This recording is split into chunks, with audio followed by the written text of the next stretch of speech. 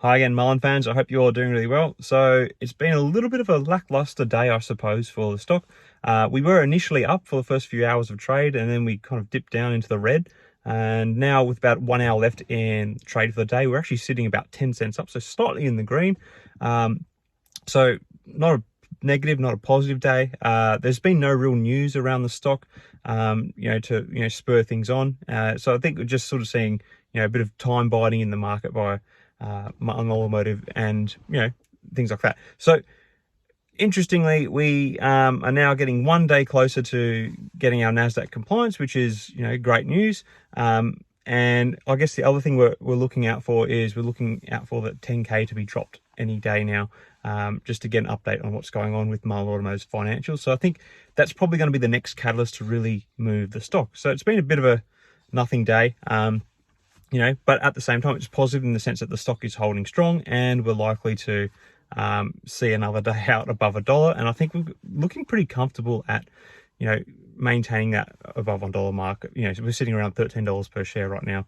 I knew when they did the large reverse stock split that this would happen. The liquidity would be taken out of the stock and, it would just sit above. And, I think next week will be a little bit more of a test, but I don't think there's going to be enough pressure to push the stock down below $1 at the moment, because to be honest, the outlook for Mullen Automotive in 2024 is sort of more bright. We're getting more vehicle deliveries.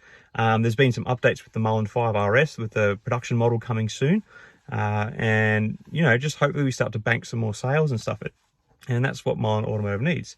Now, just for a bit of fun, there's a lot of YouTubers out there who cover Mullen Automotive, and I was a big fan of Financial Journey before he stopped covering the stock. I always thought that he took a nice, it was a pretty balanced approach to Mullen Automotive. He wanted the company to do well, but he was happy to call out things that he saw and didn't believe. But then obviously he got silenced by Mullen Automotive.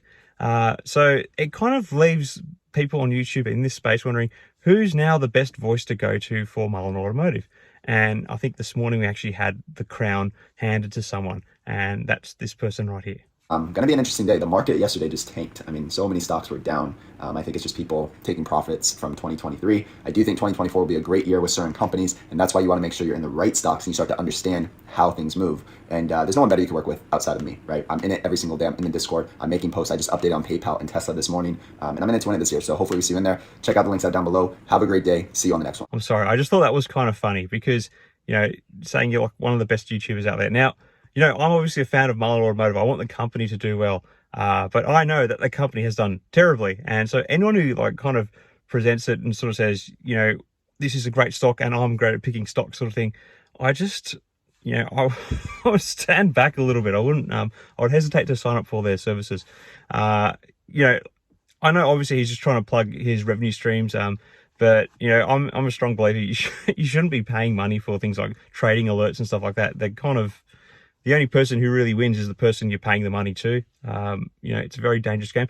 Sometimes it works out, sometimes it doesn't. And you know what? I don't want to say too much because I'm never intend on signing up for the $9 a month cost or whatever it is for Business Dad. But, I don't think it's a worthy claim to say you're the best stock YouTuber or whatever it is. Just my 2 cents. Anyway, you need to be a bit more balanced. That's what I think. Anyway, share your thoughts on everything Mullen related in the comments below. Or who do you think is the best stock YouTuber for Mullen Automotive? I'd love to hear from you guys. Till next time, everyone, may the markets trade in your favor. Cheers.